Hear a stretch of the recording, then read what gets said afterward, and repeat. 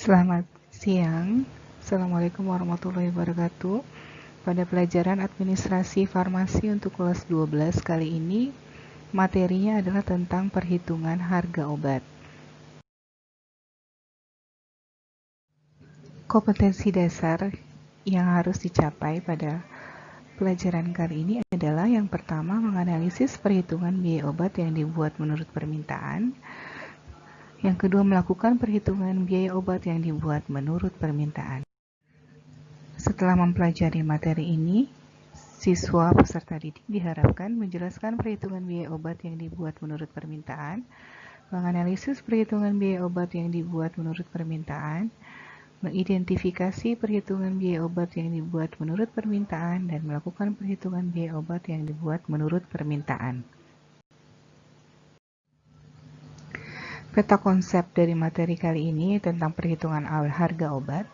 Di sini akan dipelajari mengenai harga pokok secara umum dan harga pokok di apotik. Harga pokok secara umum ada yang dimaksud adalah harga pokok produksi dan harga pokok penjualan.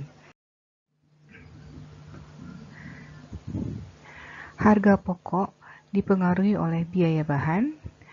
Yang dimaksud di sini adalah biaya bahan baku dan biaya bahan pembantu. Kemudian biaya tenaga kerja, yaitu biaya tenaga kerja langsung yang berperan dalam proses produksi dan biaya tenaga kerja tidak langsung.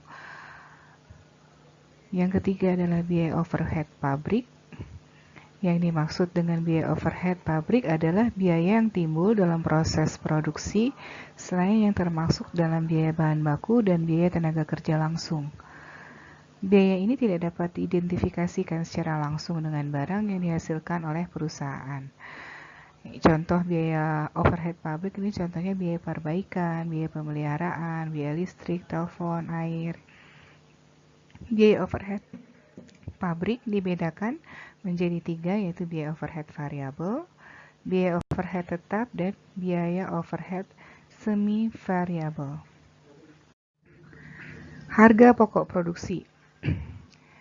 Yang dimaksud dengan harga pokok produksi ini ada 2, yaitu harga pokok penjualan dan harga pokok produksi itu sendiri. Harga pokok penjualan ini berlaku pada perusahaan dagang, yaitu pembelian barang yang langsung dijual kembali dengan mengambil selisih harga sebagai pendapatan.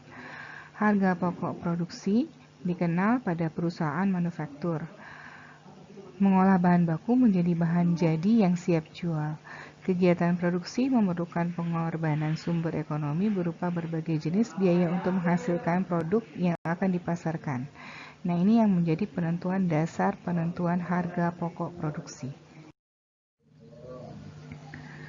Unsur yang membentuk HPP atau harga pokok produksi adalah biaya bahan baku langsung, direct material cost, biaya tenaga kerja langsung, dan biaya overhead pabrik.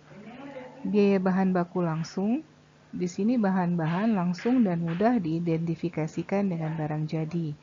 Contohnya bahan baku kayu untuk perusahaan mebel. Biaya tenaga kerja langsung, tenaga kerja yang secara langsung mengerjakan proses produksi. Contohnya tukang kayu dalam perusahaan mebel. Biaya overhead pabrik, biaya pabrik selain bahan baku dan tenaga kerja langsung. Ini tidak dapat diidentifikasikan secara langsung dengan barang yang dihasilkan oleh perusahaan.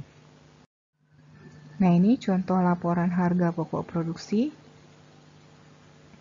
Di sini ada persediaan barang dalam awal proses, ada data tentang bahan baku sendiri, ada persediaan bahan baku awal, pembelian bahan baku, retur pembelian, ya kalian bisa lihat dari contoh laporan untuk harga pokok produksi, komponen-komponen apa saja yang harus menjadi data untuk menyusun laporan tersebut.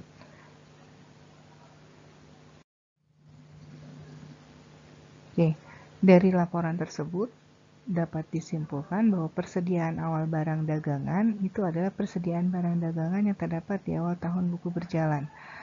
Retur pembelian adalah pengembalian barang yang rusak atau tidak sesuai dengan keinginan pembeli kepada penjual bahan baku yang dilakukan oleh pembeli. Persediaan akhir barang dagangan adalah persediaan barang-barang pada akhir suatu periode atau tahun buku berjalan. Pembelian bersih, seluruh pembelian barang dagangan yang dilakukan perusahaan barang dagangan secara tunai. Dengan melihat format tersebut, kita dapat melihat bagaimana sebuah proses perhitungan untuk harga pokok produksi perusahaan manufaktur berbeda dengan perusahaan dagang. Selanjutnya adalah harga pokok penjualan atau HPP, yaitu harga pembelian barang ditambah biaya-biaya lain yang diperhitungkan barang siap dijual. Fungsi harga pokok di sini untuk menetapkan harga jual, menghitung laba dan rugi, menilai efisiensi, dan menilai persediaan barang.